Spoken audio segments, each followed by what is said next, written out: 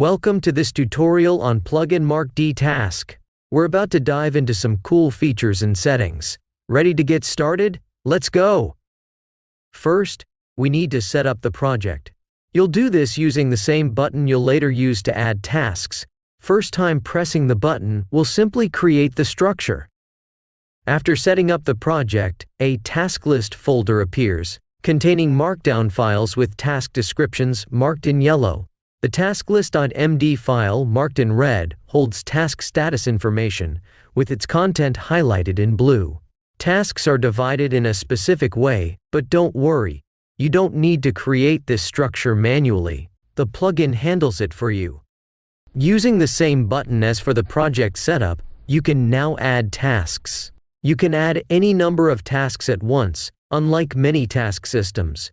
Everything you enter instantly appears in the Markdown file.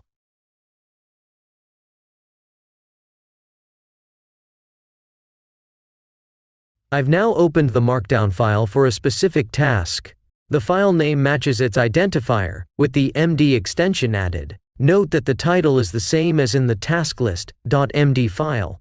This ensures readability. Data is stored in a Markdown list below. As you can see, everything updates automatically in the Markdown file. However, you need to watch out for two things. First, you can't use more than one line break, as it will no longer be treated as a list item in Markdown. Second, the plugin doesn't auto-refresh. After any manual changes in file like git update, you'll need to refresh manually. In the bottom right corner of the task, there's a menu. The button on the far left opens the tag window, where you can add tags. Tags can be used to categorize tasks, such as errors or improvements, and can also help define which tasks will be addressed in a sprint if you're using Agile. Then, you simply enter a tag, for example, Sprint 1. I've now imported more tasks into the project. The status of a task can be changed either using an input field or icons. The trash icon is specific because it signifies the permanent deletion of a task. When a task is moved from one status to another, it is automatically placed at the end. As I mentioned, you can also use the icons in the bottom right corner to change the status. Note that you can permanently delete tasks, but you can also assign them the cancelled status. Tasks with the cancelled status are ignored on the Kanban board, but you can still access them through toolbar. You can open the Kanban board using the leftmost icon.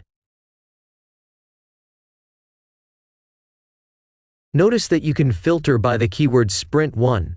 This allows you to visualize the status of the sprint. In the Kanban board, you can freely move tasks between statuses and also apply filters. You can filter by the name of the person assigned to a task, as well as by both the sprint and the person's name simultaneously. Let's return to the main toolbar. The advantage of the toolbar is its significantly enhanced filtering options. You can filter by task number, status, assignee, or tags. There's also an option to sort tasks by priority simply by using the drag and drop method.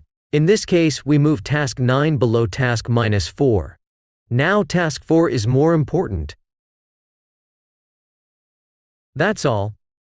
I hope that in these 4 minutes, you've had the chance to explore all the features of plugin MarkdTask. Thank you for your time, and I invite you to start using our plugin.